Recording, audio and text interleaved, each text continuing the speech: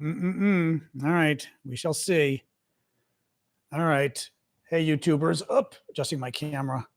All right. Hey, YouTubers. I notice it going slowly on my end. Let's see how it actually works. Just curious. Is it, see, on my end, it's like, okay, that maybe that caught up. I don't know. Let me know. Actually, now maybe it's caught up. I'm still noticing it a little out of sync on my end. YouTube's being weird again today. I'm going to guess Discord, my video's fine. Because on YouTube, I'm noticing it being a touch slow. But we shall see. TikTok will, of course, be fine. This again, I contacted YouTube. They claimed everything was fine. It's clearly a YouTube problem, but what do you do? Nothing we can do about it. All right, TikTok rolling here. Yep, everything's fine over on Discord. That's good. Thank you, Doug. Yeah, I don't know what's going on with YouTube. There's something weird, but again, even when I contacted them and I was like, you've got a problem with your service. Hey, TikTokers, didn't believe me. Oh, well. Anyway, it's good enough, but I can tell.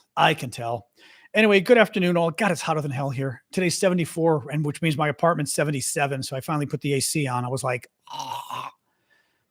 Microphone? Oh, if you insist on the good microphone. Sorry, TikTok. I knew there was, there we go. I knew there was something I was forgetting. Oh, well. Pumpkin's dead. You are this close away from being banned, just so you know. Anyway, welcome, guys. Welcome, TikTokers. Everybody else. Warm weather in America, finally. Oh, thank you, Edsel. Thank you for the gift. Also good to see you. Like, I don't see you. Actually, what was my, when I was studying in France as a college student, I would ditch class a lot, but I would always have a funny comment when I was there. And my professor said to me once, I'd made some kind of funny, riposte in French. And the professor said, Monsieur Aravosis, Mr. Aravosis, you're not always here. Or no, you're not always there, but you're always there. Anyway, I feel that way about you. Yeah, I feel like you're not always there, but whenever you're there, you buy gifts, which is very sweet of you. So you're always there. But it was always funny. Vous n'êtes pas toujours là, mais vous êtes toujours là. It's funnier in French. Anyway, yeah, YouTube's been doing weird stuff. It's very weird. I don't know what's going on, but YouTube, like I said, it shut down. It shut down on me last week. Lots of weird stuff. Thank you, Big Hawk. Thank you, Martin. Anyway, so welcome all. Happy Monday. Lots of news today. Some Ukrainian. Oh, and there's the. Is that Big Hawk? Big Hawk, you and that freaking octopus. It's very funny. Thank you, Gothic, as well. A lot of news today. Lots of Trump news. Some Ukraine news. Actually, big Ukraine. Important Ukraine news. Thank you, Adventures, as well. So let's get rolling. As always, your guys' gifts help pay the bills. Thank you for the April gift. Who is that? Running. Thank you, Running. Thank you, Liz, as well, for the heart. But your guys' gifts help me pay the bills. So please do keep them coming. I do this for a living. I appreciate it. Let's get rolling here. So, Trump is flip-flopping. We're going to start with Trump. The way we do this is I sort of start with the Trump and the American news, and then we move over to the Ukraine news. Trump flip-flopped on tariffs again yesterday. This was really kind of incredible. Thank you, Blue. Thank you, MBW. So Trump imposed like 140% tariffs or 145% tariffs on China. Actually, no. He imposed 125% tariffs on China. Then we find out like Friday, oh my God, it's even hard to explain to you. This is how confusing Trump has been. And what people who study the stock market or in the stock market or in financial circles will tell you is Trump has made such a mess of this because he has made things so unclear and so uncertain. And part of the uncertainty, in other words, businesses can't invest. They don't know what the tariffs are going to be this month, let alone in 3 months, because Trump keeps changing his mind. Thank you, Amanda. And we had it again in the last week. Trump imposes tariffs on like the entire world of 10%, and then adds more to China, more to Vietnam, more to Ukraine, more to Israel, all sorts of, more to the European Union. He then lies about why he's doing it. And he says, oh, we're actually going to put 50% of the European tariffs on us. We're going to put on them. And the Europeans have 40% tariffs on American goods, meaning a tax on American goods when they enter Europe. So we're going to put a 20% tariff on Europe. He was lying. The Europeans have like a 1.2% tax on American goods. He just lied. China, he lied about all the tariff data. So that was the first thing. He lied about all the tariff data, and the market kind of went, the stock market went, what are you doing? Like, you literally lied about the tariffs that other countries are putting on us, and therefore lied about how you came up. In other words, you came up with the tariff numbers just pulling them out of your butt. You just made them up. Market did not like that. Then he gets into a little trade war with China, especially because China is the one country that really stood up. Canada stood up. Europeans stood up a little. Canada stood up a lot. But China really stood up to Trump and said, we're not putting up with this. So the Chinese threw equal tariffs on us. Trump threw more tariffs on China. China threw more. Trump finally has 125% tariffs on China as of like Friday. At the same time, Trump starts freaking out because the bond market starts collapsing. U.S. bonds start going crazy, beginning of a new U.S. financial crisis, all brought on by Trump's crazy tariffs. And we're talking 2009 financial crisis concerns, right? Crazy meltdown of the U.S. and the world economy that Trump caused. So Trump backs off on the tariffs and says, okay, we're going to exempt much of the, or actually, what did he say? I'm trying to remember now. Yeah, the worldwide tariffs, all the big tariffs on the world will get pulled back for 90 days, but we're still going to have the 10% tariffs on everybody and everything, but not the 40 and 50% tariffs. And we all go, oh, that's so great. Even though he's still keeping the other tariffs, so it's confusing. Then he says, and I'm going to exempt computers and phones from China, which is like 40% of our trade with China. So everyone went, yay, right? He caved to China, clearly, and he caved to the world, but at least 40% of trade with China now is not going to be taxed, right? And we won't have to pay more for our iPhones. We won't have to pay more for our Google phones. We won't have to pay more for our computers. Well, then on Friday, he says, oh, but the tariff on China isn't 125%, it's 145%. And everyone's going, so you eliminated some tariffs, but you made them even bigger on China, but you then got rid of some of them on China for computer chips and computers. And then this weekend we find out, no, he didn't get rid of them on China for computer chips and for computers and for phones. There's still a tariff of 20% on iPhones and Google phones coming from China. There's still a tariff of 20% on computers coming from China. That potentially is going to increase the cost of your phones and your computers and your technology 20%. I mean, and this happened like yesterday. We found out, we were like, what? Wait a minute. Wait. You 90 days delay on the tariffs on iPhones and computers from China. And now yesterday he goes, nope, it's a 20% tariff. This is why, and I've said this before, and I think it's a good anecdote to sort of prove this point. This is why the markets are so freaked out about Trump. This is why economists are still saying, a lot of the economists and a lot of the Wall Street folks think our economy is screwed. We're going to have a recession. And again, lots of other economic problems, high inflation, interest rates potentially going through the roof and staying there on mortgages and loans and everything else, car loans, because Trump has caused so much chaos, sowed so much chaos, that now nobody knows what he's doing. And he doesn't know what he's doing. This last information yesterday about that suddenly, thank you, Kim. Very nice gift. I appreciate that. This last information yesterday, there we go. I'm grabbing people so I can block them now. Perfect. Yasmin's going to get blocked. I've got more obnoxious people trying to join our live. This last flip-flop from yesterday where Trump suddenly reimposed the tariffs on computers and phones that he removed 2 days ago is the and then what did Trump do? He said, I'm also going to be putting massive tariffs on semiconductor chips. Supposedly, I thought they were going to be exempt or something. Now he's going to put massive tariffs on semiconductor chips. He's going to put massive tariffs on pharmaceuticals. He talked about that. He's talking about it again. He thinks Americans don't pay enough for prescriptions.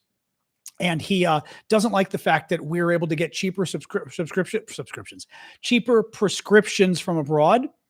So he's going to put a massive tax on the drugs you and I buy that are made abroad, on the prescriptions, so that they go up in price and we won't buy them anymore. And we're going to be forced to buy the expensive American alternatives. Because the idea is, if a foreign prescription costs this much, let's say a foreign prescription costs $10 and the American prescription costs $25.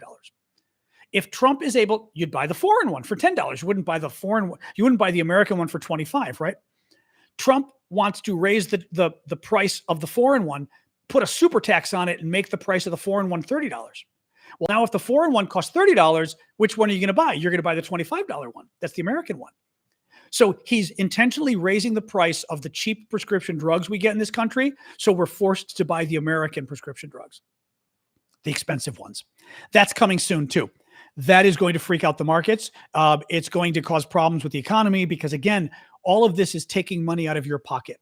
When your prescription drug prices go up, you're going to start saving money elsewhere. You're going to start feeling less. The same way with the stock market going down, you feel less wealthy. When you have to pay more for your prescriptions, you feel less wealthy. When you have to pay more for your toys from China. We were talking about this. 77% of American toys are made in China, right?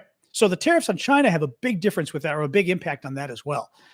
This is crazy. Actually, Kathy raises a really good point. Kathy Story just said, when your doctor prescribes something for you, you don't ask where it's made. You don't even know where it's made.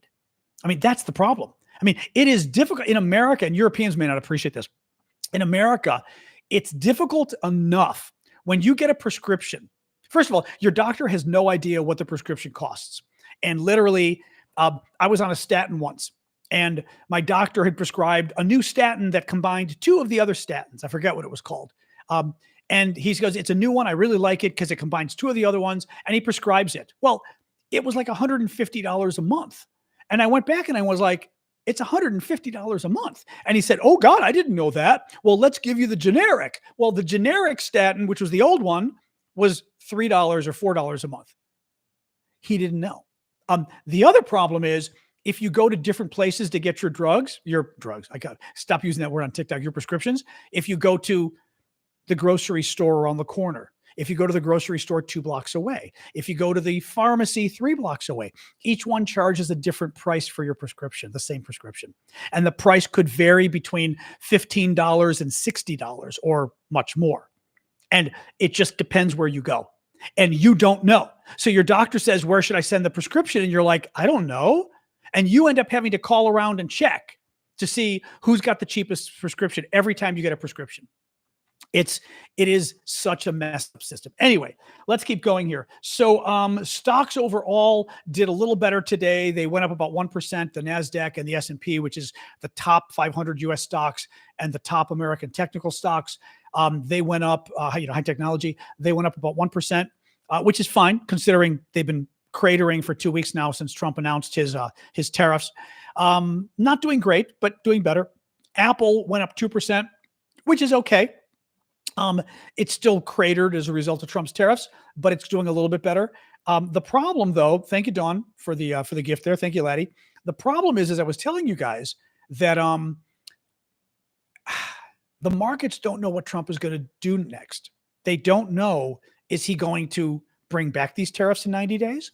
Is he going to bring new tariffs? He keeps saying he's going to go after pharmaceuticals. And he's going to go after, there was another one. What was the other one he was going to go after now?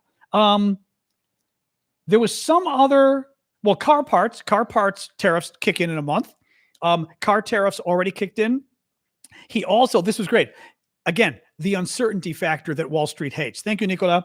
The uncertainty factor that Wall Street hates. Trump today said he may, I love this too, may. Okay, he may, meaning who knows what he's going to do. Thank you, Redhead. Trump said today he may grant some short-term tariff exemptions for car companies in the U.S. So he put tariffs on U.S. car companies. He may, meaning he might not, do some, meaning not all, short-term tariff exemptions, meaning not long-term and not medium-term. So for car companies. So he may or may not do exemptions for car companies. He may or may not only do it for a couple of the car companies, not all of them. And he may or may not do it for just a short period of time. So in a month or two, the tariffs come back. How do you plan based on that? By the way, thank you, Marie. I did see the bow. Appreciate that. How do you make plans based on that? Again, he said he may do it. He may not give an exemption for car companies. He will probably only do it for a couple car companies and not all of them. So once again, you can't plan. You don't know if you're covered. And even if he does do the exemption, it's only going to be short term. So it may only last a month or 2 months or 3 months. Again, how do you plan your business out for the next 6 months, for the next year, when Trump himself doesn't even know what he's doing and can't decide what he's doing? This is what is so bad about this. And Gusta says it's like riddles.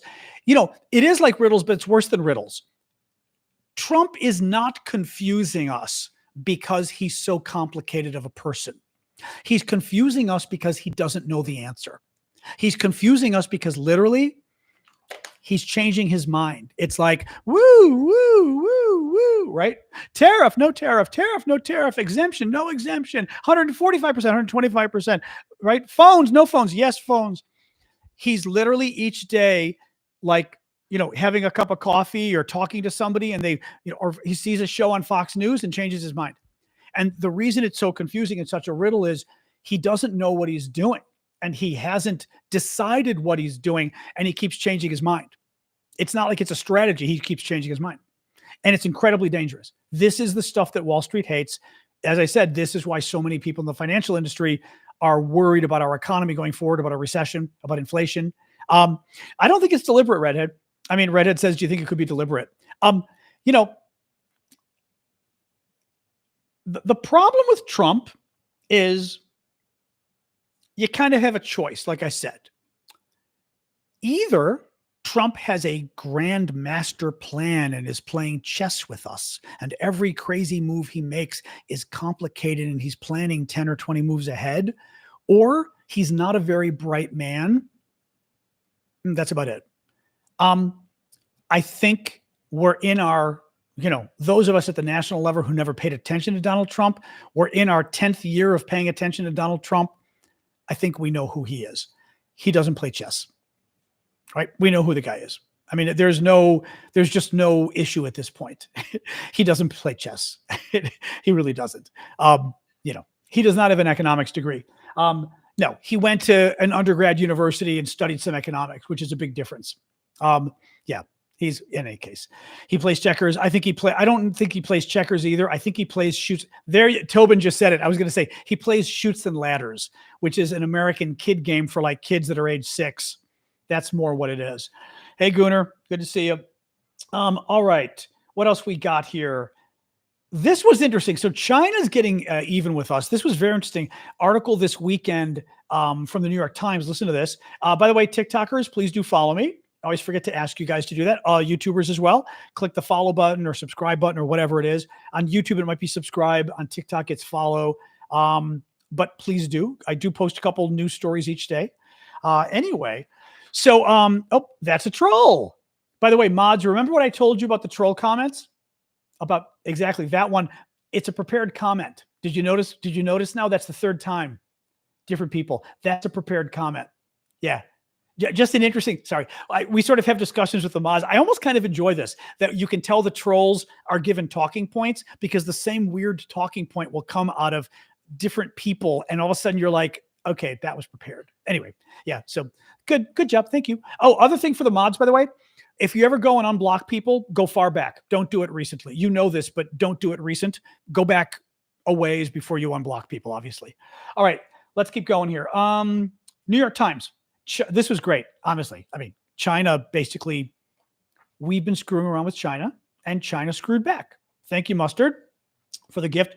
New York Times. China has suspended exports of a wide range of critical minerals and magnets, threatening to choke off supplies of components central to automakers, aerospace manufacturers, semiconductor companies, and military contractors around the world.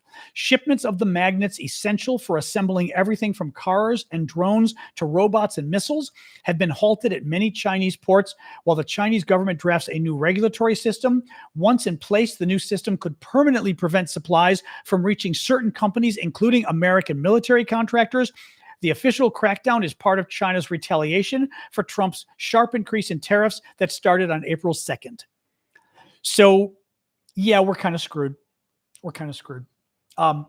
Trump decided to declare a trade war with China and didn't bother paying attention to the fact that the Chinese can screw with us quite significantly. They can screw with us by playing with bonds, which they very well may have been. The bond crisis last week could have been because of China. That's entirely possible. Complicated, but bottom line is China owns a lot of our bonds, so they can dump a lot of them and cause chaos. But in this case, China has critical minerals and magnets that we need for U.S. defense contractors and lots of other industries. And Semiconductor companies need them, right? Auto manufacturers need them. And the Chinese turned them off and said, fine, you want to declare war on us? Okay, good luck. Right? Very, very scary stuff here.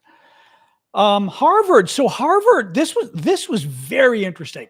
Harvard stood up to Donald Trump today and told him, as the Greeks say, nah. Trump threatened Harvard. They threatened Harvard that they were going to cut off hundreds of millions of dollars a year from Harvard if Harvard didn't do God knows what that Trump wanted. Trump initially claimed that he initially claimed Harvard was anti-Semitic and he was going to punish Harvard if they weren't better to their Jewish students or whatever. And Harvard did have some issues with the Palestinian protests with their Jewish students, but Trump was lying. Trump then contacted Harvard on Friday and gave them a list of demands. Now, the demands included Harvard must take away, and if they don't agree, Harvard loses like $270 million worth of U.S. federal contracts. Trump's threatening. So $270 million. He's threatening to take this money away if Harvard doesn't agree to A, take power away from student and faculty. Apparently, student and faculty have the ability at Harvard to influence administrative decisions, and Trump wants that taken away. Well, I've got news for you. That has nothing to do with anti-Semitism and Jewish students on campus. It doesn't. Second point, this one blew my mind. Trump wants Harvard to report foreign students to the U.S. government if those foreign students violate any school rules at all. So if you violate a school rule, there's nothing I can do about the buffering. Nothing I can do. Is it buffering for everybody on TikTok or what? Or just a couple? I should ask really quick. Or just a couple people? 2 different people said it's buffering. Nope. All right. Anybody who it's buffering, mods, let them know in the future. Anybody who's buffering, leave and come back. You may even want to leave and turn off the app and come back. It's on your end. Okay. It's not buffering. That's good to know. Gunther, be nice. So Trump is demanding that American universities, thank you, Shorty, that American universities report foreign students to the U.S. government if they violate any university code of conduct. I mean, what? So like if they, I don't even know, like cheat on an exam, get drunk on campus and cause a disturbance. I mean, you're going to report them to the U.S. government? Really? Like, really? No, that's freaked out. I'm sorry. If I am no fan, and we talked about this, if you're here as an immigrant and you're not an American citizen and you start breaking the law, you're in trouble as far as I'm concerned. Okay. I have very little tolerance for that. If you're here as an immigrant and you violate a university policy, but it has nothing to do with the law, right? Thank you, Canada Zen. And it has nothing to do with the law. Now, exactly. You get caught with a cigarette. Exactly. You get caught with a cigarette in the dorms. Actually, that's a great example, 912, right? No smoking policy on campus. I'm sure they have no smoking in the dorms, no smoking in, right? You're caught, smoking a cigarette in one of the buildings. You're going to get reported to the federal government, right? I mean, this is crazy. So that was the second thing he demanded. The third thing Trump demanded was Harvard bring in like big brother overseers, like somebody to oversee each and every department at Harvard, so that they could literally monitor each department, like a Doge person, right? To monitor each department at Harvard. And they would, okay, this is starting to piss me off now. No, Annie's doesn't have sound. TikTokers, the rest of you have sound. TikTok is doing some weird things because other people are mentioning buffering too. Okay, it's fine. All right, Annie, let Annie know. Let Annie know to go out and come in. All right. You know what, mods, in the future, if anybody mentions sound, I'm going to ignore it. Check with them and only let me know if it becomes a real problem. Okay, thanks, guys. Sorry, TikTok is having issues, or a couple people are having issues.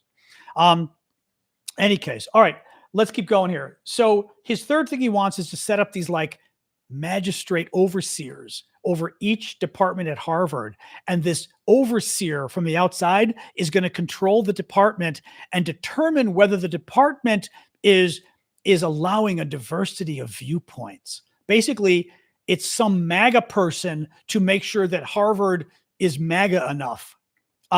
and threatening guys. I mean, literally reporting. This is, again, it's fascist. Well, Harvard turned around and told Trump to go F himself today. They said, no, it's illegal. What you're asking is illegal. We're not going to do it. Our lawyers aren't going to do it. And that's life. So Trump is pissed. Trump is going to try to cut off the money to Harvard. Harvard's going to sue him. To their credit, they're going to sue him. This is screwed up stuff. And we're going to talk in a minute about what Trump is doing to, actually, a number of stories today are dealing with fascism, actually, and Trump's fascism. It's bad. It's very bad. We have things happening in this country that have never happened in modern history.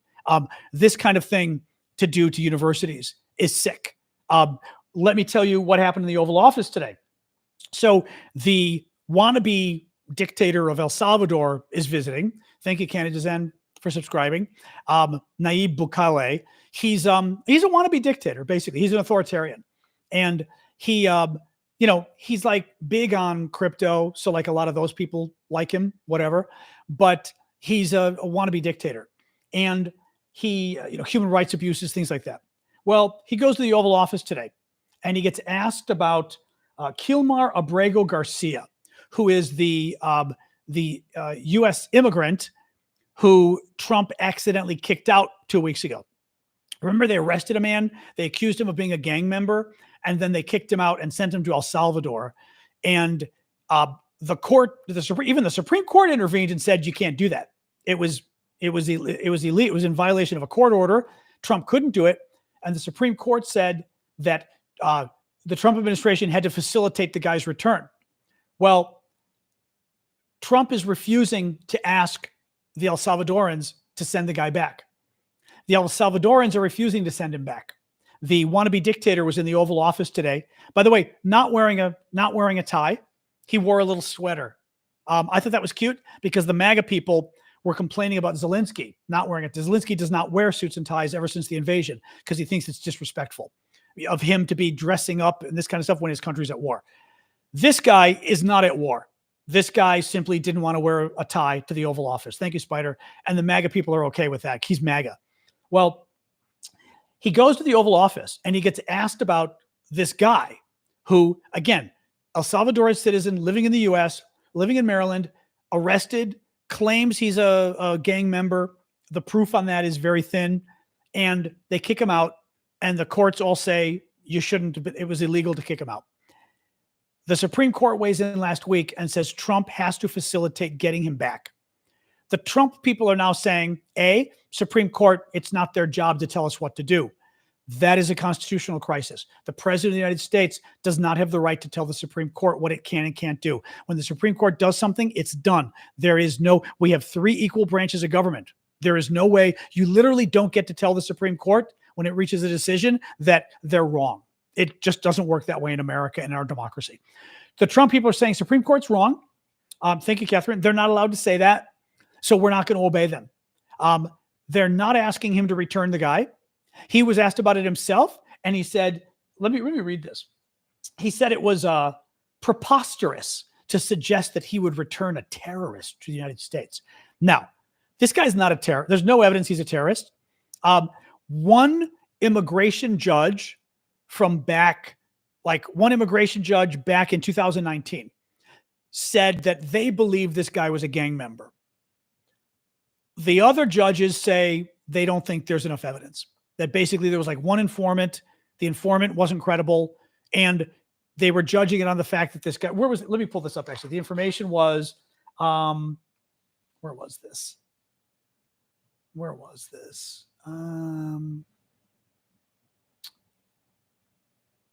He has no criminal record in the U.S. or El Salvador. The evidence against him consisted of nothing more than his Chicago Bulls hat and hoodie. It's a hat and hoodie for the Chicago basketball team. The Chicago Bulls hat and hoodie, and a vague, uncorroborated allegation from a confidential informant claiming he belonged to M13's Western Clique in New York, a place he has never lived, the judge found.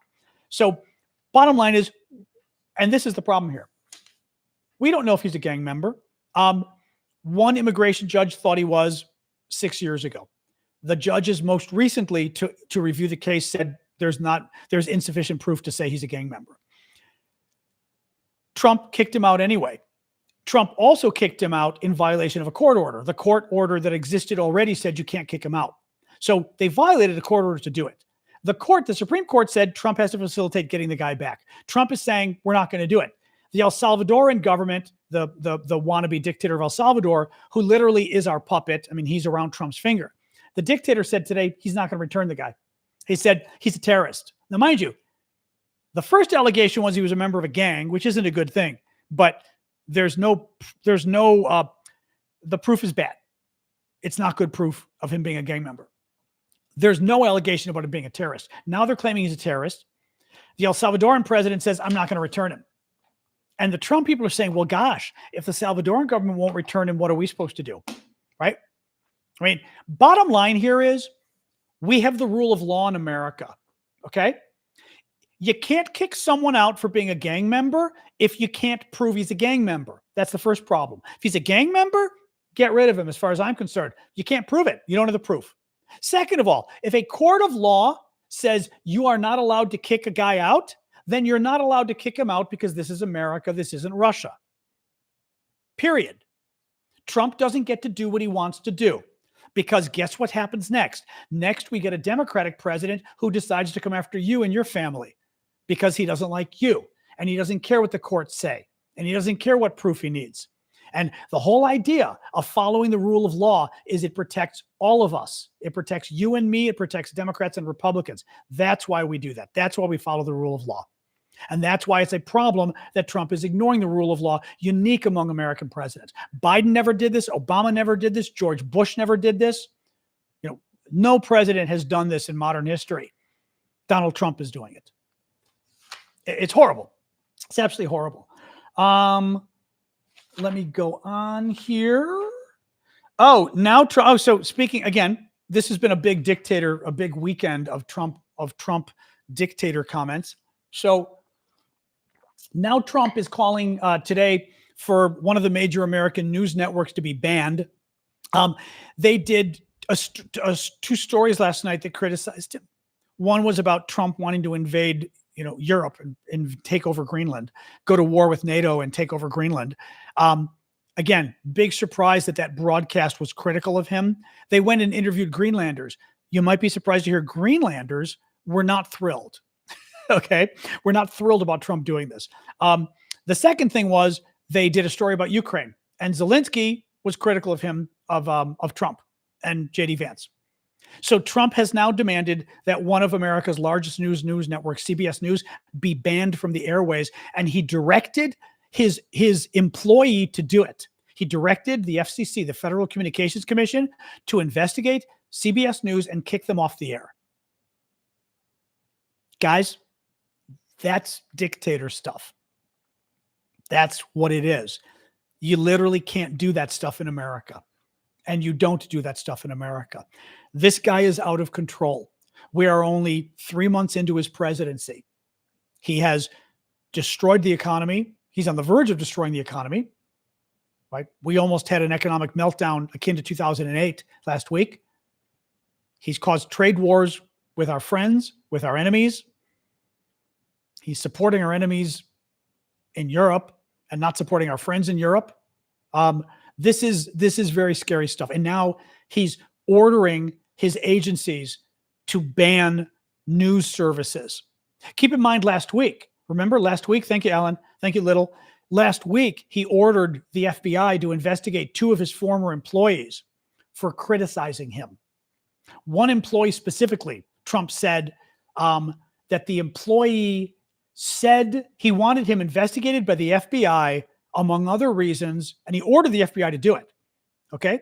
He wanted him to investigate his former employee because the employee had said that Donald Trump did not win the 2020 election, which we know Trump did not win, right? Right? Oh, but you are, Blanche, but you are. But you are, Blanche. Sorry, we had a troll on YouTube we had to get rid of. He ordered the FBI to investigate one of his former employees because the employee said that Trump didn't win the 2020 election. That's authoritarian. He ordered the FBI to investigate another former employee who was critical of him because the former employee wrote a book that was critical of him. And he accused the employee. He said, this is the crazy part too. He said the employee should be investigated for treason because he wrote a book critical of Trump. And he said that's akin to treason. I mean, how completely screwed up is that? How completely dangerous and screwed up is that? You know, it's treason. He literally accused him of treason. He said, that's practically treason. We need to investigate him. And then order the FBI to investigate him. And by the way, let's take it back to the financial markets and the stock market. Why would you invest in a country like this? Right? Why would you put your money in a country like this right now? Why? Right? I wouldn't. I live here, I don't have a choice, but I wouldn't be comfortable having my money here. If I were a foreigner, I wouldn't put money here. If I were a foreigner, I wouldn't even visit here. You want to come here and have us go through your cell phone at the border and read through all your text messages? Really? I mean, really? And, if you're a foreigner, do you want to do business in America? Do you want to bring business to America? Do you want to have your money? I mean, again, would you want your money in U.S. banks? Would you trust? This is one of the concerns I had. I mean, I've got, my family's money from the inheritance in treasury bonds. And I was nervous about investing in treasury bonds because I was like, could I see Trump refusing to pay them? Yeah. Right. I mean, if the market melted down, couldn't you see Trump? I mean, I was like, okay, the market melts down. Treasuries are safe, right? They're U.S. government bonds. Would Trump possibly say, well, we're going to reimburse bonds from people who live in Republican states, but not people who live in Democratic states like I do? Would Trump do that? Of course he would. I'm not saying he will do it, but is that something Trump would do? Yeah, of course, right? If you're a foreigner, why would you invest in this country right now? Again, and I really wouldn't come here. I really wouldn't come here. The shirts are for sale on Amazon. Go Google them. A number of people are asking. You can go. There's a couple different ones, but they're fabulous shirts. And actually, they fit very well.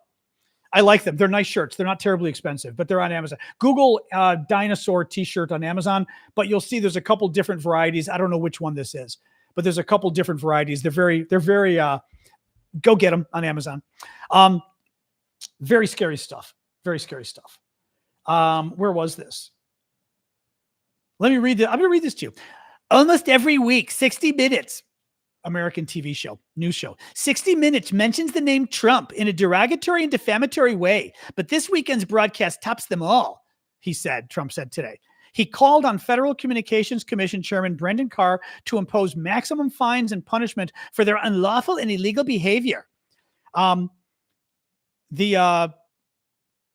He went on to say they should lose their license. I know we need the wig. I was going to get the wig. I was a little afraid TikTok might not like the wig. I'm hiding the wig a little because TikTok. It'll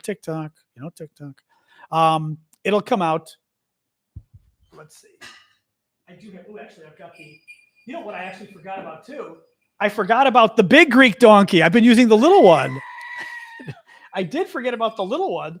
All right, we have the wig. Oops. Which way does it go? Oops. Oh, that is the wig. That's the wig.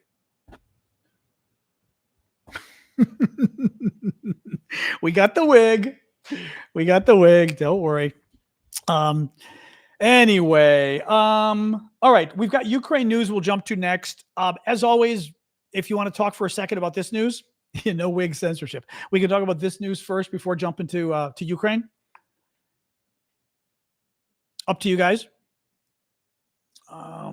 Actually, Saturday Night Live. Oh my God, there's an American comedy show that's been around for 50 years called Saturday Night Live. They did a Trump thing this weekend. I'm not going to ruin it for you because you need to kind of watch it. It was very funny, but it's flying around there. It's very good. It's about Trump and his kids sitting around. It was very funny.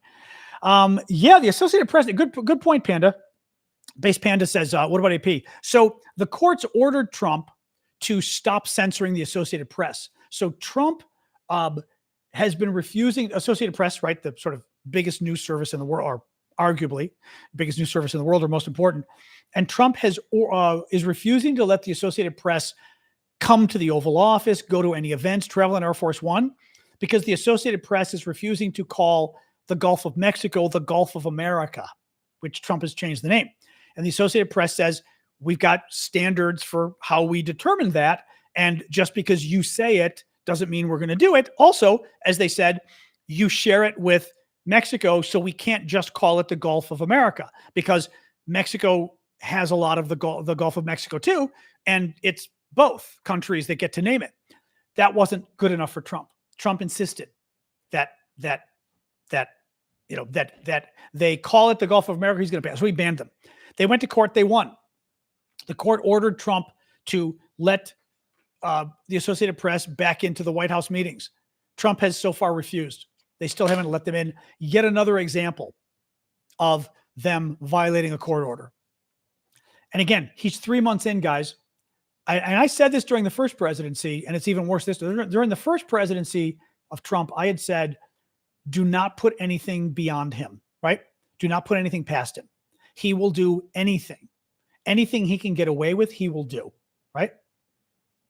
And we're seeing that even more this time than last time, right? It's very scary stuff. All right.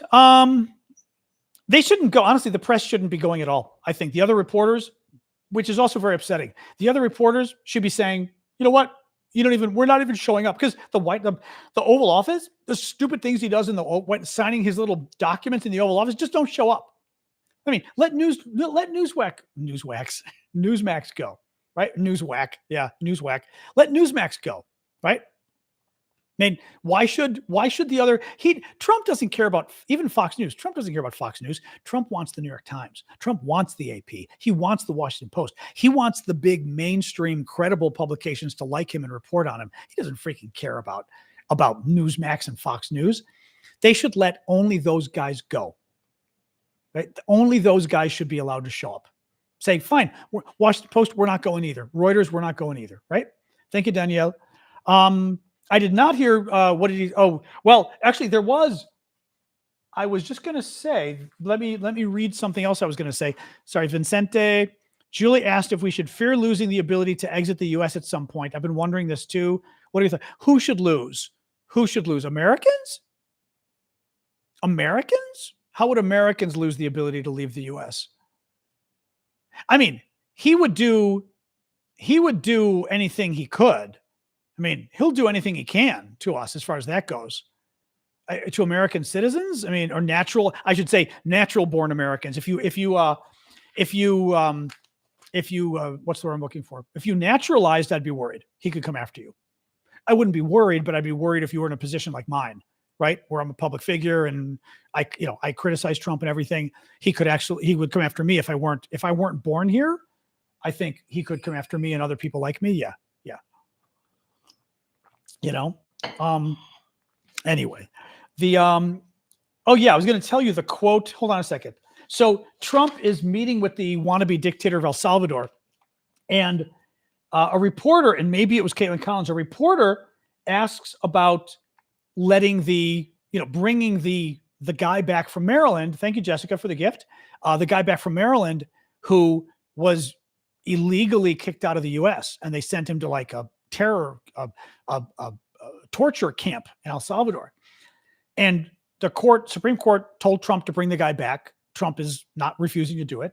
The El Salvador dictator is refusing to do it. And Trump the dictator, the wannabe dictator of El Salvador, says it would be preposterous to return a terrorist. The guy's not a terrorist, as we said.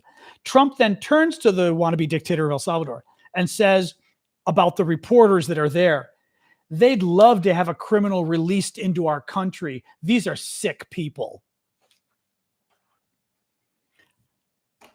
Projection. We already have a criminal loose in our country. Convicted of 34 felonies, in fact, if we're going to go there, right? It's really gross. It's really freaking gross. In any case, all right, let's move on and talk about Ukraine. And then we'll open this up. Everything else, of course. It is day 1,144 of Putin's special 3-day military operation in Ukraine. Palm Sunday. So there was a horrific attack. Yesterday was Palm Sunday for those of us who are Christians. It's 1 week before Easter. And Ukraine is very Christian. Russia is somewhat Christian. Ukraine is actually a much more Christian country than Russia is, ironically, because the Russians like to pretend they are. They're not. Fewer Russians go to church than Ukrainians, for example. Actually, more Americans go to church than Russians even. But Putin launched an attack against civilian targets yesterday in the Ukrainian town of Sumy, killing at least 34 people, injuring at least 100. Again, it's Palm Sunday. It's the week before Easter, very important religious day for Christians. And Trump attacked civilians' targets using cluster bombs, using cluster munitions, which again, when you use them against civilians, it's because you want to kill as many civilians as possible. Thank you, Marie. Let's keep going with this. This was from, I think Sky News. The attack on Sumy has left at least 34 people dead, 100 injured. Russia claimed it was targeting a meeting of Ukrainian military commanders. Sky News responds, speaking to Sky News this morning, security and defense analyst Michael Clark disputed the idea that Russia was targeting a meeting of Ukrainian military personnel, saying it didn't appear to match their method of attack. Quote, it doesn't square with using cluster munitions, cluster bombs. Cluster bombs are like you shoot a bomb into the air. The bomb breaks apart and drops 80 little bombs that fall all over the place. And each little bomb falls and blows up and can kill you, can maim you, can hurt you, can blow off your arm or whatever. But imagine like a bomb blows up in the air and a bunch of little bombs, 80 of them actually, come flying out of it and go flying all over the place. Little bomblets, exactly, PC, little bomblets. And the idea is typically a normal country would use them to go after a large group of military people on the street or in the forest or whatever, right? You got a big grouping of soldiers, you can hit a bunch of them at once. Putin used them to attack a city and to attack a residential neighborhood in a city. And what Michael Clark is getting, I'll read the rest of his quote. What he's getting at here is you don't use cluster bombs, a bomb that drops 100 or hundreds of bomblets in a city, if you're targeting a meeting in a building of military commanders, right? You fire missiles into the building that blow up with a big bomb. If you're going after military commanders in a building, you don't use cluster bombs. Cluster bombs are to kill everybody on the street. Everybody on the street are civilians. He was trying to do civilian casualties. So listen to this. It doesn't square with cluster munitions. Thank you, Breen Girl. Keep the gifts coming, guys. It doesn't square with cluster munitions because they're meant to be used on the surface to kill as many people as possible, he said. The use of cluster bombs inside the warheads would be completely illegal in any case. And it's pretty clear from what we can see from the damage, what's been said that in Sumy itself, these were cluster bombs. Yeah. Again, horrific attack. Trump was asked about it and gave some BS answer about, yeah, it's really bad, but Putin said it was a mistake. He literally said that. He said it was very bad, but Putin said it was a mistake. So he's okay with that. Yeah. Trump blamed Zelensky. Oh, this was a great one too. Trump blamed Zelensky today for Russia's invasion in 2014. Now, just to be clear, Zelensky was not president in 2014. Zelensky was elected president in 2019. But Trump claims that Zelensky not only caused the war in 2014, he claims that Zelensky invaded Russia, and that's what started the war.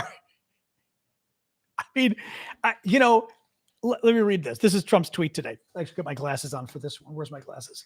Hold on. The war between... Okay, we will do this. All right. What the heck? Let's do it. Let's do it. All right. With glasses. Oh, hold on. Wait. Oh, there we go. There we go. It's a little small on my head, but this, I still feel like I'm wearing a tribble. The war between Russia and Ukraine is Biden's war, not mine. I just got here. And for 4 years during my term, had no problem in preventing it from happening. By the way, the war was already going on during Trump's term. Trump did not prevent the war from happening. The war began in 2014 when Russia invaded Ukraine. Trump was president from 2016 to 2021. Trump was actually 2017, I should say, to 2021. Trump was literally president when the war was happening. But I just got here, and for 4 years during my term, had no problem in preventing it from happening. President Putin and everyone else respected your president.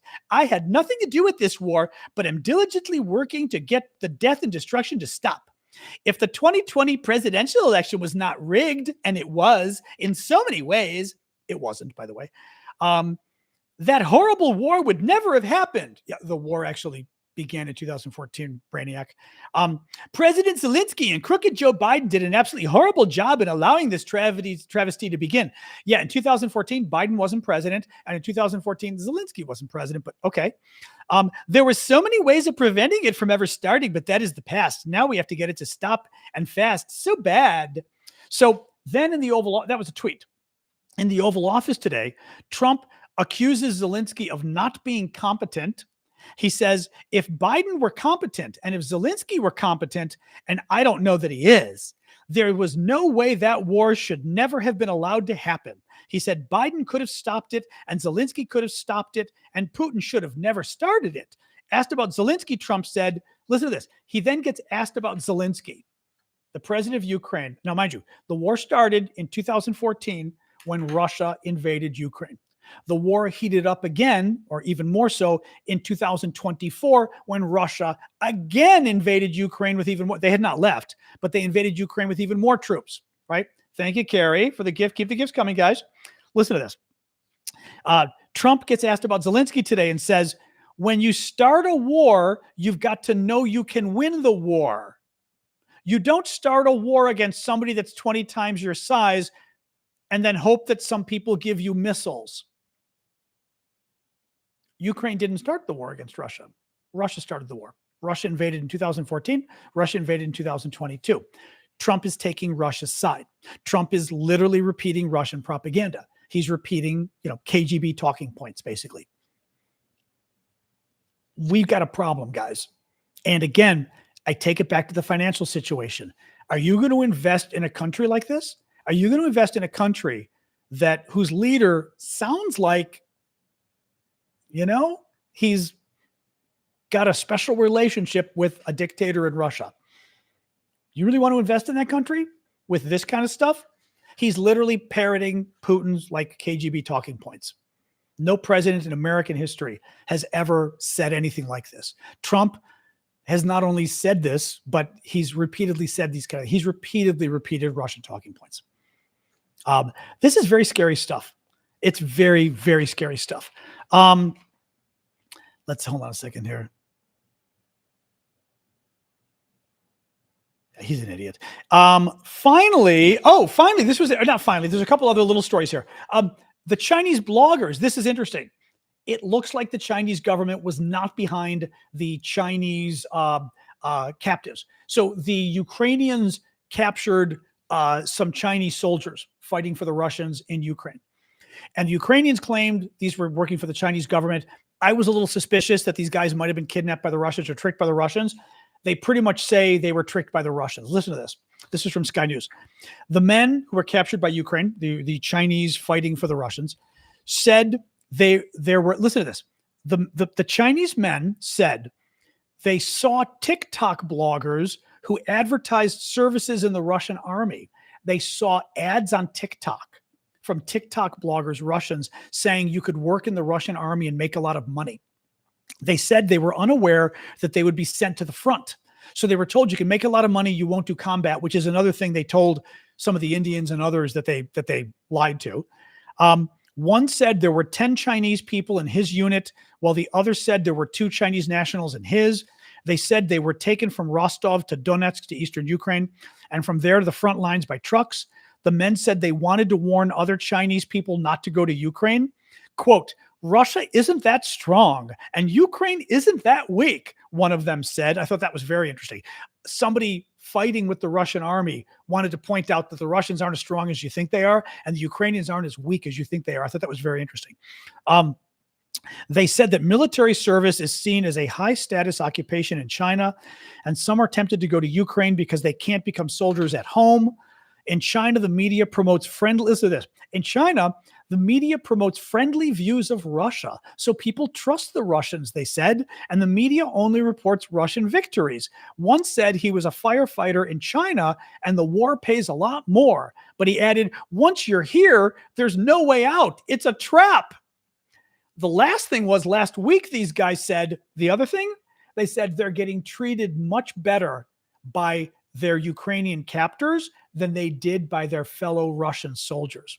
The Russian soldiers treated them like crap. And the Ukrainians who are holding them prisoner are treating them better than the Russians who they were fighting. They were fighting in the Russian army. And they're saying the Ukrainians treated them better than the Russian soldiers they were fighting with. I mean, so again, are they telling the truth? I suspect they are. That's why I was careful last week. And I was saying, I'm not sure I believe that these guys are Chinese, government soldiers. I would not be surprised if they were tricked in some way. And at least from their story, it sounds like they were tricked, which is very sad. Thank you, Viv, for the team bracelet. Thank you, Jenna. Thank you guys for the gifts. The real quick little news, the European Union is working on a 17th package of sanctions against Russia. And finally, the UK today sent $1 billion, which is about the same in euros. Thank you, Breen, for the gift, which is about the same in euros to Ukraine to be converted into air defenses and artillery. It is part of a 38 billion pound, which is maybe 42, 43 billion, $45 billion international loan program backed by frozen Russian assets. Thank you, Blue, for the gift as well. Let's hang. All right, I'm going to adjust my camera so I can sit back. My back is doing much better, but it still feels better when I can sort of adjust things and relax a little bit. There we go. Oop, that's too low. Too low. Too low. Oops. What am I doing here? Hey, wait.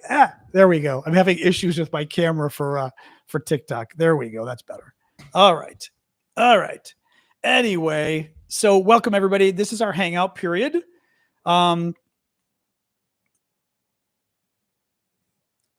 We're seeing here ads from Chinese warehouses. Not sure what that is. Oh, thank you, Jens. Jens gifted a membership that United Kempo got. Excellent. United Kempo. That means you can join our Saturday show for a month. It's a 1-month membership. Saturday show that's just for subscribers. Saturday morning at 11 a.m. And I think it gives you a number of little icons and things you can put on, emojis you can put on the screen and stuff. Warehouse TikToks. I'm not sure what those even are. Thank you, Hat and Mustache. Hey, Galia. Or Gaila. Gaila. Or Gala. Hey, Mustard. Thank you for that. I saw it. I didn't realize that was you. Thank you. Best advice. I don't know what the next rally is, Carol. So what is this 419 rally? Just some rally against Trump or something? Kay Nazarino is asking on TikTok if anybody can gift her I assume it's a her. I can't see your picture very well, but I think you might be a girl. Hard for me to see. Kay Nazarino is asking if somebody could possibly gift a 1-month gift certificate or gift membership. She's on a disability with kids, so if anybody can help her out, that would be sweet of you. And she's going to I'm hoping you're a girl. She's going to the protest. Dave subscribed. Yeah, you guys, you're able to give gift memberships to people by name if you want on TikTok and YouTube. So anyway, if somebody can. Kay Nazarino, she's up above. Scroll up. It's Knaza. It said, I would love one. I'm on disability with kids. And then she said, I'm going on the 19th. There you go. Somebody got you. Thank you, guys. It's a 1-month thing, but you can join our Saturday show. And you do get some emojis that I don't know whether my dog emoji. There are some, it's little stuff. There's some emojis and stuff that are kind of fun. Yeah, I assume somebody did it. Oh, Blue. Thank you, Blue. Sweet of you. Appreciate that. It's always a good guess that it's Blue. Others do gift as well on TikTok. It's very often Jens on YouTube and Blue here, but others do too. So thank you. What else we got? Oh, Ashley's showing the mixture of emojis, but I don't remember which emojis like the subscribers get. Thank you for the butterflies. Is it Pingu and Terry, or Terry with the butterflies, Pingu with the cat, the jester? Thank you, guys. So it's another protest on the 19th. Is it the same people organizing the protests from last week or whatever? How do I pronounce my name? John. No, the last name's Aravosis because it's Greek, but since I'm American, we say it the American way in English, Aravosis. But in Greek, it's Aravosis, which is similar, obviously, for Spanish or Italian or other Mediterranean languages. Even Russian and Ukrainian, Aravosis is the correct way, but, I only say it that way when I'm in those countries. Thank you, Maeve, for subscribing, and maybe Blue or somebody who might have given the gift.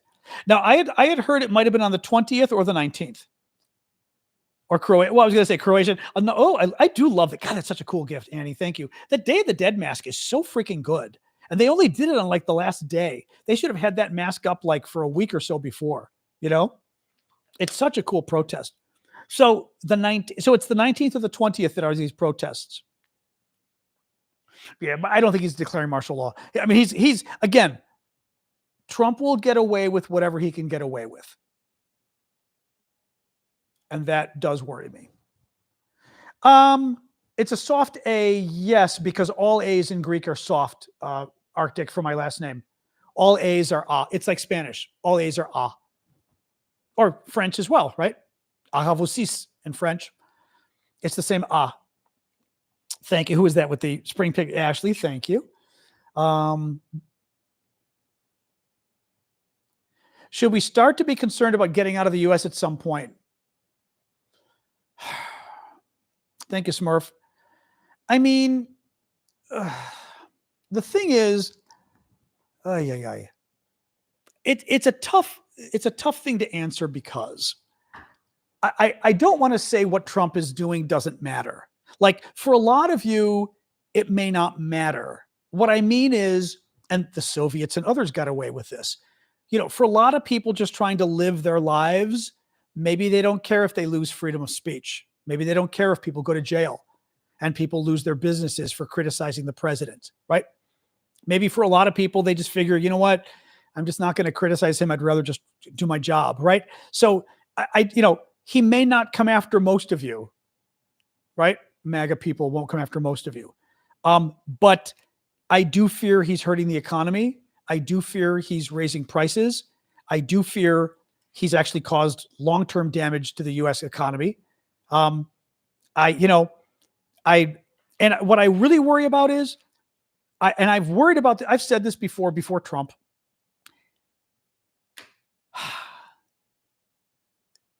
They're destroying the country. I mean, they're destroying the country in the sense that, in many ways, but in the sense that they're not planning for the future. China's planning for the future. Even Europe is planning for the future. European Union, all that kind of stuff. Where's our plan for the future, right? I mean, thank you, KT. Trump is worrying about who's playing in women's sports. And again, I don't care where you are on that issue. That's the issue you think is the biggest issue confronting America in the next 30 years is who's playing on women's sports, really? Immigration, sure, immigration is an important issue, but it's not really a where's the American economy in 30, 50 years, right? That issue is AI and technology and manufacturing, or not even manufacturing, some of that stuff, yes. But I feel like even the manufacturing stuff, thank you, Imperfecto, Trump is busy worrying about, they literally talked about getting jobs back so Americans can be the people in those factories putting little screws in iPhones. Those are the kind of jobs we're trying to get back? Really? We're trying to create jobs in America that are like the old assembly line job. I mean, like this is like Laverne and Shirley or something. They're going to work on the assembly line at the brewery. I mean, that's the kind of jobs he's trying to get back. It doesn't make, and actually, people were pointing out this weekend a really fascinating observation about Trump and the jobs. He's exempting from a lot of the tariffs, not all of them. Remember, thank you, Heather, for subscribing. Trump went back and forth on the tariffs on computers and phones. Remember, he said he wasn't going to tariff them at all, and now he's going to tariff them a little. But he's tariffing from China. He's putting relatively small, 20% tariffs on phones and computers, the high-tech jobs. He's putting high tariffs on clothing, the low-tech jobs like sewing clothing and stuff. In other words, the higher the tariff, the more you're trying to bring that job to America. The lower tariff, the more comfortable you are keeping the job abroad. Trump is putting high tariffs on clothing, so we bring jobs here making clothes and making toys. Jobs where people literally sit and somebody all day's job is putting the wheel on a toy, right? Somebody's job all day is, sewing a button or something, although a computer will probably do it. The jobs he's not trying to get, the jobs he's got low tariffs on, the jobs he's making the tariffs low so that it's worth keeping the jobs abroad are the high-tech jobs, the iPhones, the computers. And again, let's put a finer point on this. Trump's tariffs are going to keep computer jobs abroad, tech jobs abroad, and bring like clothing jobs here to America. Why? That's not, I mean, wouldn't we want the better job, like the computer jobs? Like, I mean, I don't know, right? It's crazy. It's absolutely crazy. Yeah. But he's giving away the high earning jobs. Exactly. Hey, Gala, thank you for that. Anyway, I don't even know what we were talking about that got us talking about that.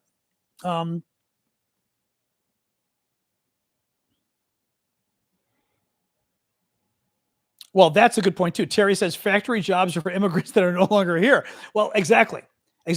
Those kind of jobs, those manual labor jobs of putting in a screw all day. Well, it's your name says Gala. I keep saying Galia. Gala. Well, it says Gala or Gila or Gala. How do you say it? I know it keeps looking like, well, it looks like Galia, which is a Russian Ukrainian name, but it's LYA for the Russians and Ukrainians.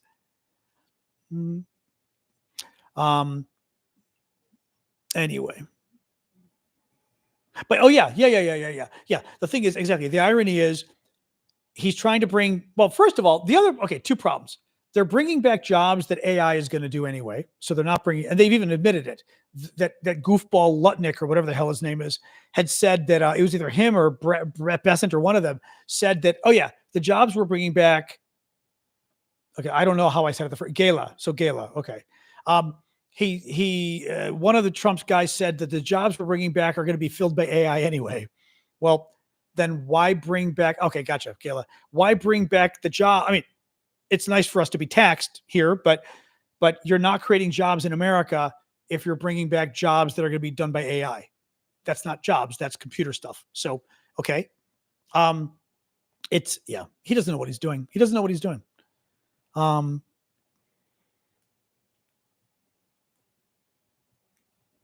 Yes, Trump did relax the tariffs on electronics because people were getting pissed off, except now he put some of them back. So who knows? Was it Besson? Or was it Lutnick? I thought it might have been Lutnick. Lutnick is doing Trump no favors. He's a real piece of work. Oh, that's right. Yeah, I was saying the low-paying jobs for immigrants. The thing is, Americans don't want to do a lot of these low-paying manual jobs. It's a lot of them are immigrants, and we're trying to kick all those guys out, right? I mean, the Mexicans we're trying to kick out. It's especially Mexicans are doing all the jobs Americans don't want to do. They're doing a lot of the labor jobs. The farm labor jobs Americans don't want to do. They're doing, and El Salvadorans and Central Americans in DC are doing a lot of the catering jobs as waiters. Americans don't want to do the jobs. Well, okay. I mean, right? I mean, it's, and again, even if Trump were right, in trying to bring jobs back to America, whatever, he's doing it in such a haphazard way. Changing his mind every day. The confusion is destroying the markets and destroying the economy. And that's really, somebody was asking if they should leave the US. I'm not convinced you should leave the US, but I think these guys are destroying the country and they're destroying our global leadership on the economy. Quite literally. I mean, we will no longer be a leader on the economy. We will no longer be a military leader. We will no longer be a diplomatic leader. We will no longer be the country people look up to. He's destroying everything, the shining city on a hill. American exceptionalism. He is telling the world that we are not exceptional militarily. We are not exceptional economically. We are not exceptional culturally. And once we lose that, you're toast. I mean, right? I mean, once people don't respect you anymore, you can't get your respect back. And that's what I worry about, is these guys are, so that I worry that we're in decline now.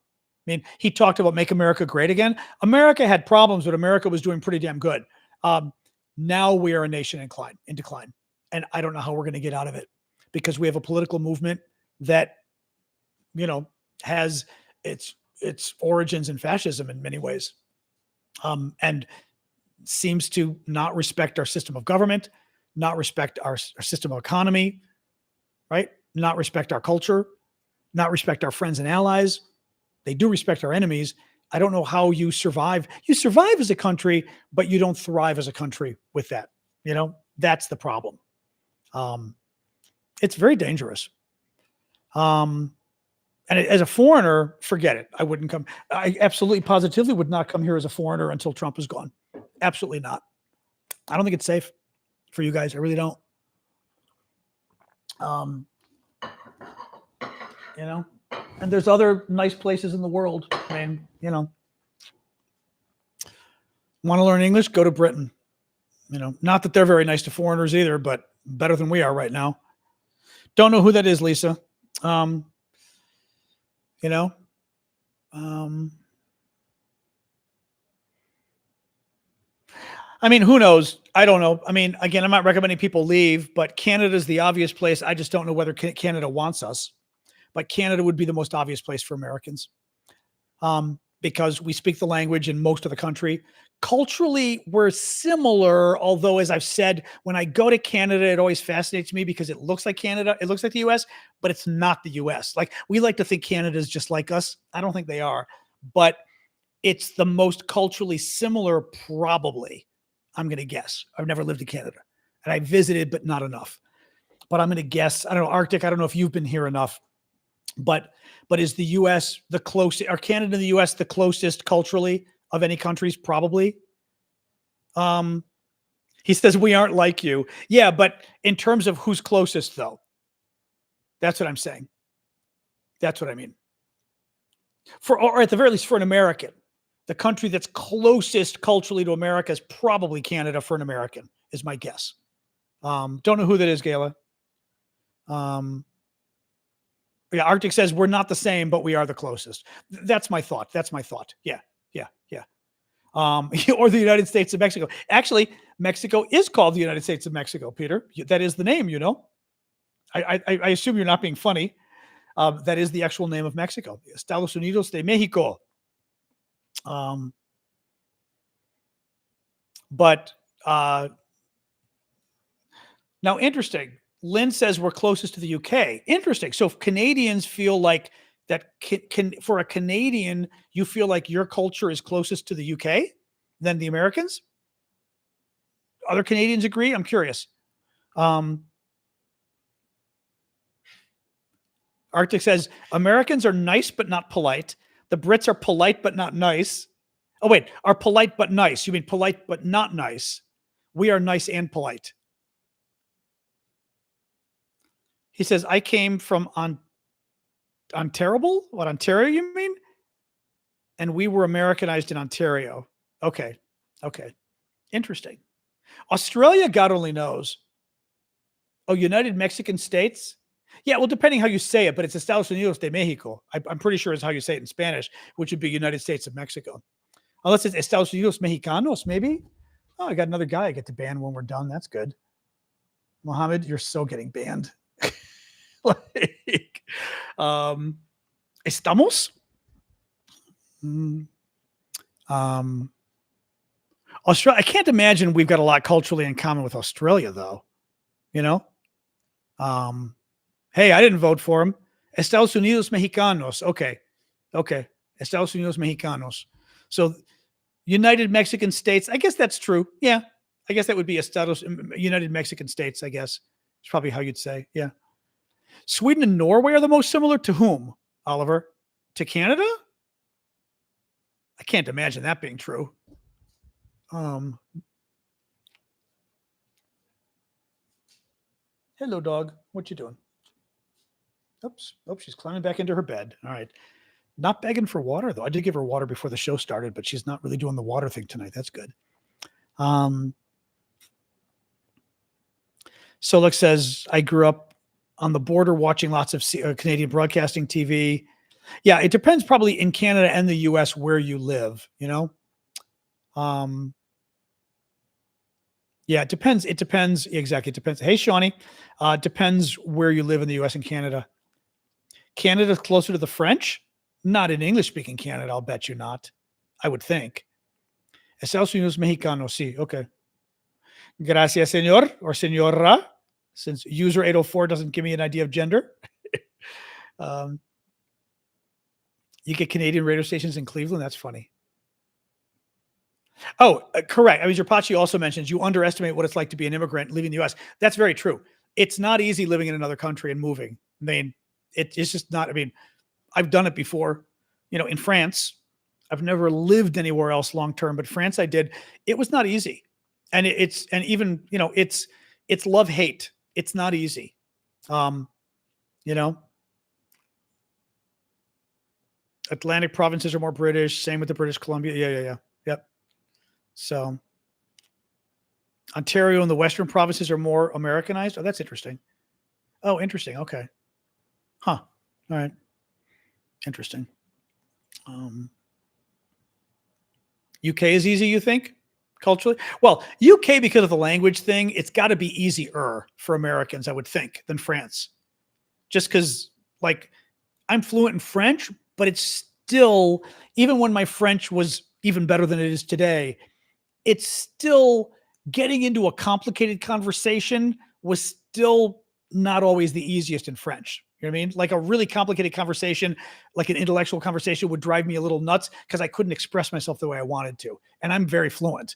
And that would be like make me a little too introspective in France. Whereas in the UK, I can talk to anybody unless, you got a funny accent. Then maybe not. Live in Germany 3 years, but under my husband's military service. Oh, okay, Lizette. My Urdu is not good. Yeah, what, are you going to move to Pakistan? France has no real youth culture. What does that mean, Clarence? I like France. I mean, I like France, but Quebec is European-ish. Newfoundland is little Ireland. Very interesting. So different provinces in Canada, definitely different connections to whether it's UK, America, Ireland, whatever. Ireland, that's funny. I didn't know that. That's very funny. Julie says she lived in Mexico for several years, started hard, but became much easier when we let our U.S. ideology go. Yeah. Interesting. Yeah. I've been to Germany, but I haven't spent a lot of time. I mean, I've been to Bonn, not much time for work. Berlin, several days. That was fun and fascinating. Hamburg for a couple days. Leipzig, when it was East Germany, that was fascinating. East Berlin. But I've never spent a ton of time in Germany. So I've been, but Peter is asking, was it worth moving to Mexico, Julie? Although she sounds like she ended up liking it. Nova Scotia is New Scotland. I guess I probably knew that.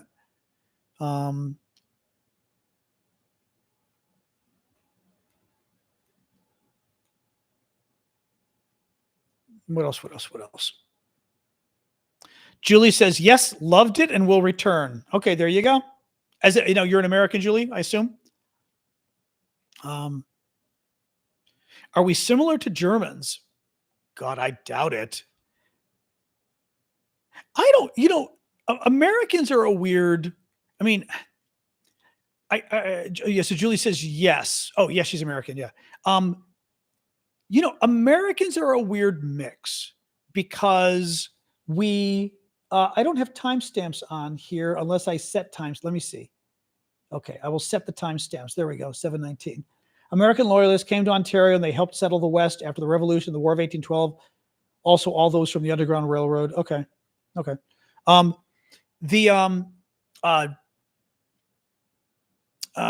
were we saying here?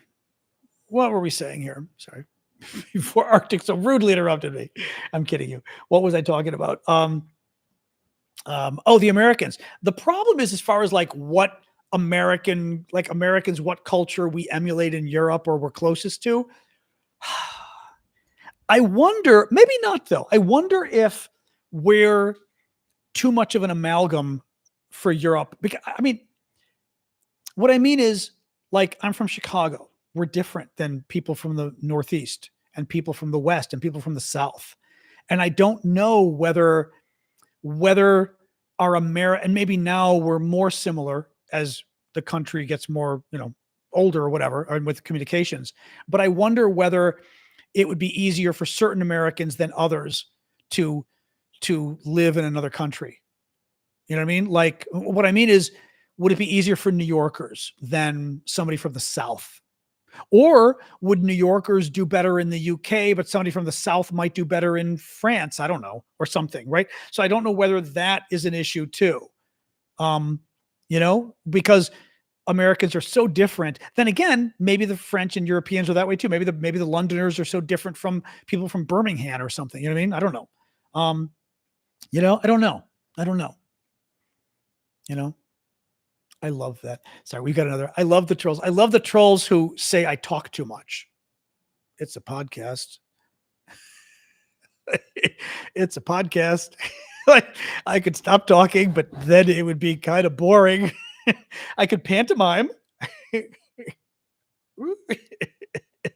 No, I know I do ignore them generally, but occasionally they say such stupid things that it makes me laugh. And I like the whole idea of you're talking too much. But it's like, but you gonna watch me sit here then? It's a podcast. Favorite state of the US? Oh God, who knows? Who knows? Who knows? I mean, I don't know about favorite state. I've liked traveling around the US. I like my home state of Illinois. Um, uh, I don't know. I like New York, but I don't know the state. Each individual state, I haven't traveled the states. California, California's pretty neat. I'm not thrilled about the taxes and some of that stuff, the politics, but California's a pretty neat state. I mean, LA, San Francisco, some of the other, I mean, it's got some neat places. I think I've traveled a lot, but I don't I've been to Florida a lot, but I don't know Florida. So I don't know some of these states. I know WNH, I will. California is a little expensive though, I feel like, interpretive dance. Mumfar. Do the dance of joy. I don't know. I've been to a lot of states. It's hard to say a favorite. I haven't been to Hawaii. I probably would love Hawaii,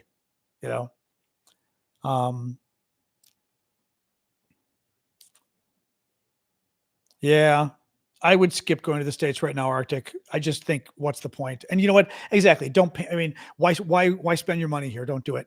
Luke got the Buffy reference. All right. Thank you, Luke. That was one of my favorite episodes. Actually, that was when Angel got very interesting. I found Angel to be kind of but then that arc was fabulous when they visited what's it called? His place. That was just such a great story arc. Cow. Who you calling a cow?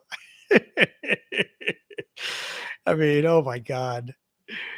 Bumfar, do the dance of joy or the dance of whatever. Buffy, I like Buffy. The last year got Buffy got dark after she came back the second time or whatever. Pylea. There you go. Thank you, Kitchen. Pylea. Yep. Kay says maybe he is Arctic. I'm Canadian living in the US. It's scary right now. Oh yeah. So Kay is saying Canadian living here would not recommend coming right now. Well, that's the other thing too. We'll be lucky if this is over in 4 years. No, that's correct. I mean, this political movement has to come crashing down. Will it? Thanks, Terry, for the gift. Appreciate that.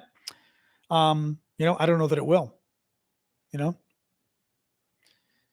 Solex says, I would like California, but it's full. I turned down a job interview there and have been glad since because of the water shortage, expensive homes, wildfires, etc. Yeah, I mean, there's a lot of issues there. It's a neat state, but a lot of issues there. I mean, yeah, we did a little Mississippi. We rented a houseboat when we were kids. My parents rented it when I was, I don't know, 13, who knows? But my parents rented a houseboat and we went up and down the Mississippi, which was for a week. It was so much fun. Such a neat thing to do. I'll give my parents credit. They were very good about finding interesting vacations for us to do. Mostly American because we didn't really have the money to go abroad that much, but it was pretty cool. You got a suit on a large paddle boat? What do you mean? You bought a suit? It was neat. It was very neat. Yeah. California has the best weather in the country besides Hawaii. I mean, California does have great weather. It's the thing is California, to me, California is so culturally different. I don't know if I could handle California. The irony as an American, I just feel like San Francisco, but I liked it more when I was younger. Now I go to San Francisco and it's like a whole other city. I don't all the tech people. I don't like them no offense guys, but did not love them. Oop. Another guy I get to try to ban later. Probably not gonna be able to ban him. But I don't,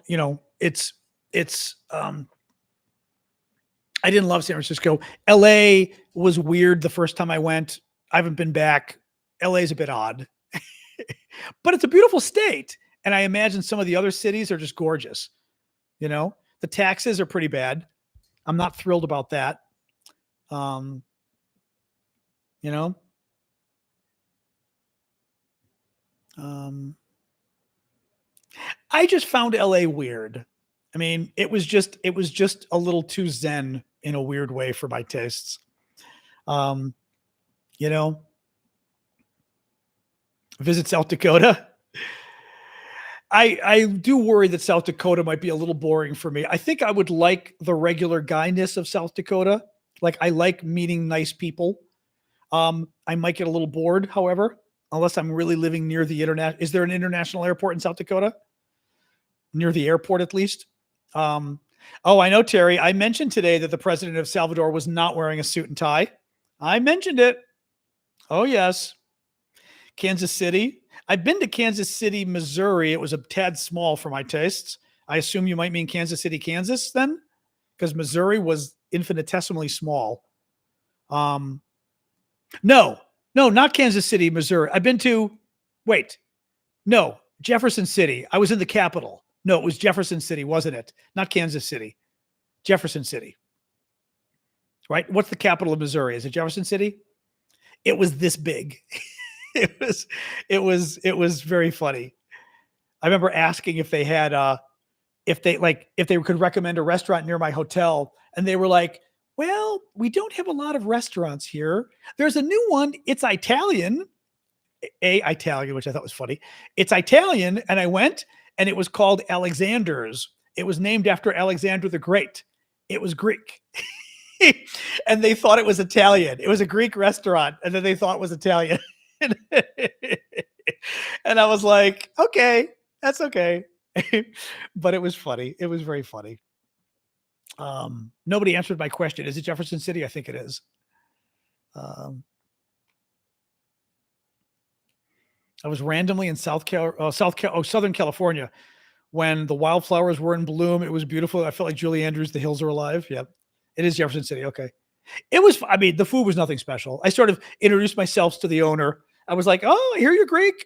I was like, "I'm Greek. I'm visiting." So it was just kind of a nice little, I forgot what we had a nice little conversation because I was like, "Oh, is the owner here? Is he Greek?" And they were like, "Yeah." I said, "Oh." But it was cute. North Carolina. I've been to, Charlotte was okay.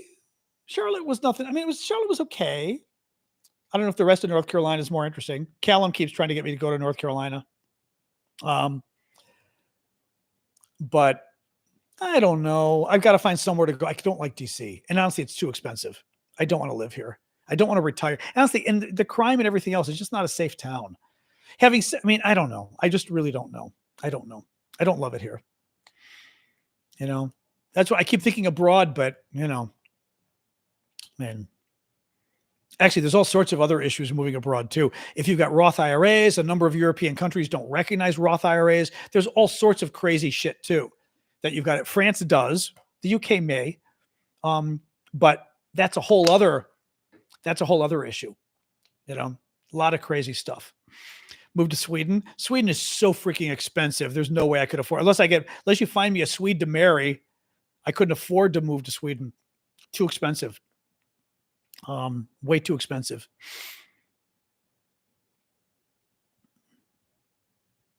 So,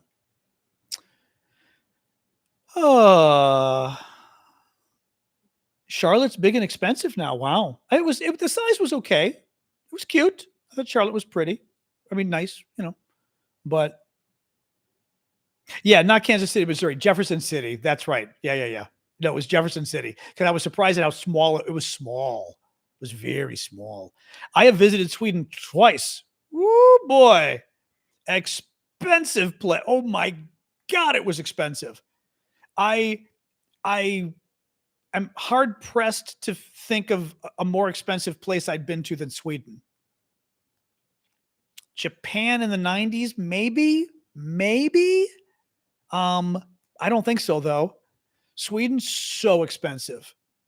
I mean, it was crazy. Cabs were crazy expensive. Food was crazy expensive. alcohol, crazy. Everything was crazy expensive.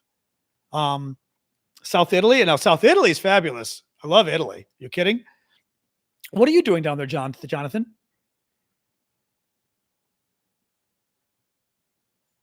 Only because with the name Jonathan, oh, the Brifa,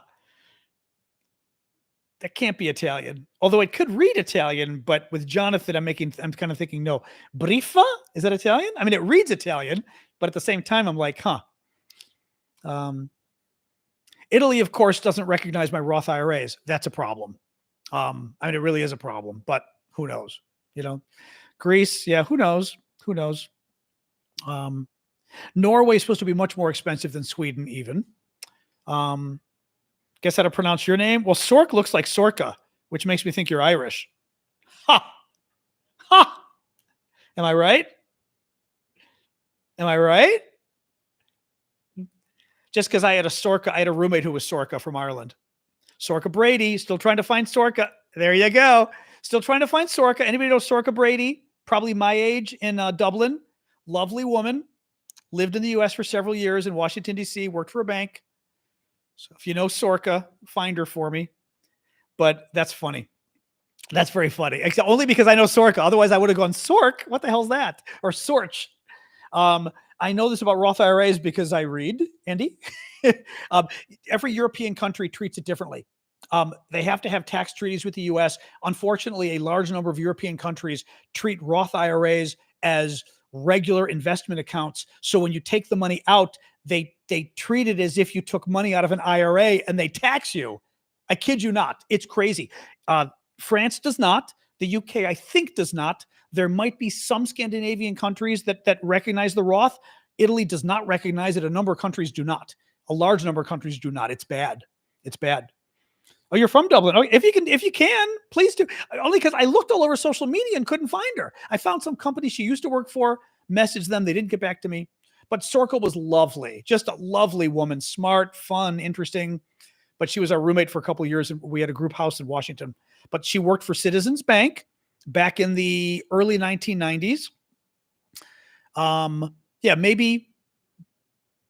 Yeah, probably early 1990s. Citizens Bank in Washington, D.C. Irish. I'm going to guess 60 years old at this point. Sorka Brady.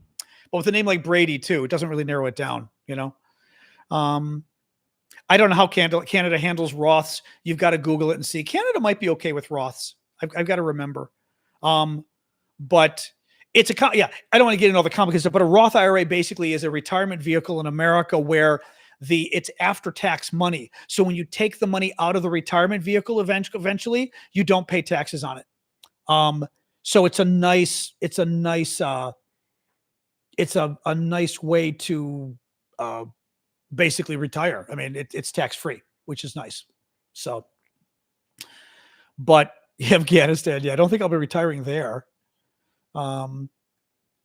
Anyway, we'll see. So that's what a Roth is. It's a retirement fund in America that's tax-free. So the money grows. You don't pay taxes as it grows, and you don't pay taxes when you take it out. But you pay taxes before the money goes in.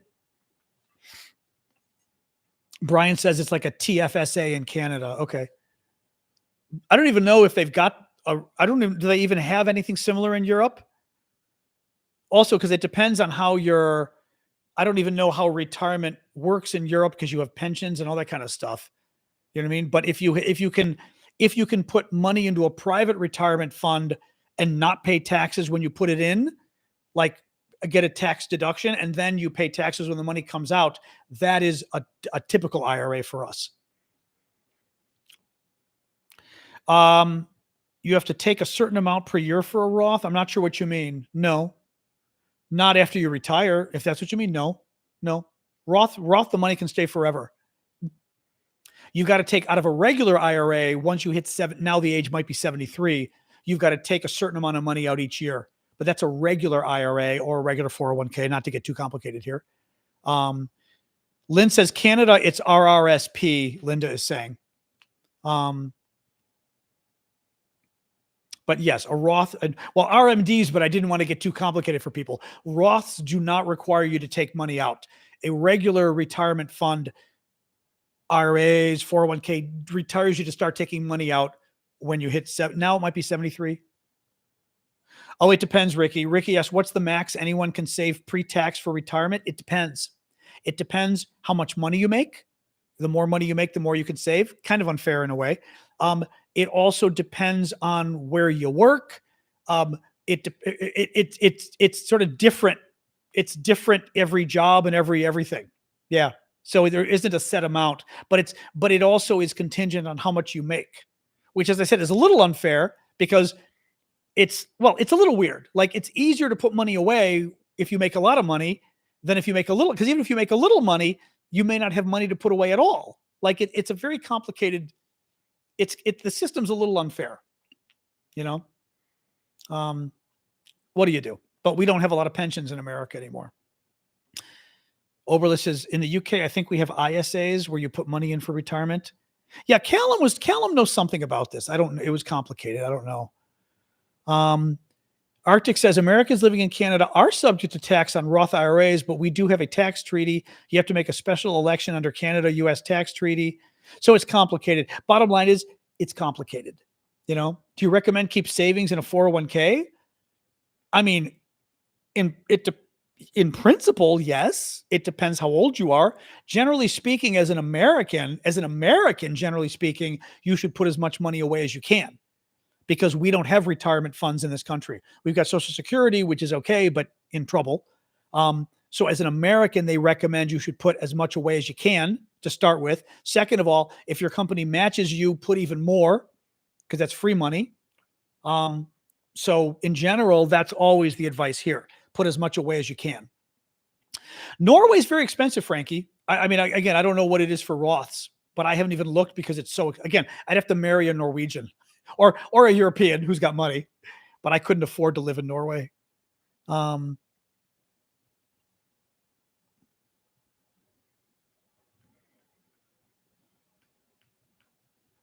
Yep. Anyway, it's the financial stuff is very complicated if you live abroad. That's the only problem. So, you know, I mean, having said, well, no, but it's annoying though. I mean, it's a little bit annoying. Yeah. Thank you, Breen. Appreciate that. A lavender marriage, exactly. Oh, good job, Gunther. Ooh, I remember you saying you got the new job. Ooh, good job. A raise and a title. Excellent. Well, they like you. That's good. A bottle of standard liquor is $100 in Norway. Woo. Thank you, Jocelyn, for the gift. I am not a drinker much, so I'd be okay with that. But still, that's crazy. How much is chocolate? That's a bit crazy, though. Before an American moves to Canada, Arctic says, open up a Canadian account to slowly move your money over. Why is that, Arctic? What happens otherwise? Oh, you mean with a Roth or something? Anyway, yeah. Who knows? I mean, you know, my thing is, I just am not sure I want to move somewhere colder than here. That's one thing I like about DC. We get 6 months of warm weather. You know, I'd say, I mean, my plants are already doing very well. They started mid-March, like mid-March to mid-November is when it finally freezes. But March to November, 8 months of good plant growth is nice. Chicago, not so much. I'm going to guess Canada, not so much, you know? The other thing I worry about is I have a lot of artifacts and everything else, and I'm sure I'd have to leave them here in the States, because if I take them across the border, I'm never going to be able to get them home again. So I'd have to give up. Well, I mean, those cases at least. I'd have to hand them to my nephew prematurely and say, okay, watch them for me. And if I don't ever come back, they're yours. So, I mean, you know, I'll live. Colorado. I don't know Colorado, actually. New Jersey. You know, I don't know New Jersey. Interesting you say that. I don't even know. I've been to Asbury Park when I was a kid. That's the extent of my New Jersey knowledge. Yeah. I don't know that at all. Yeah, I don't know. Susan, I doubt that's true. I'd have to store it here, yeah. Colorado. Yeah, I mean, I've been to Denver, which was nice. I've never been anywhere else. Hasn't Colorado gotten expensive because of all the rich Californians though? Oh, that's true. With climate change, California could get. I mean, Canada could get warmer. That's true. That's true. Yeah, I don't believe that's true, Susan. I doubt that's true. My only point is I would be careful depending who the source is. It just doesn't sound true to me. Washington State, who knows? I don't know. I mean, I'm not going to go through all 50 states here, but I just don't want to stay in DC. Like I said, it's a dangerous town. It's expensive. The taxes are high. The government is way too liberal for me. I mean, I want a democratic government, but not like this. San Francisco would be worse. Fair enough, but still.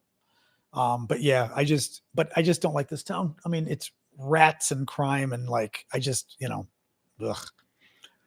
Charleston is pretty beautiful. That is true.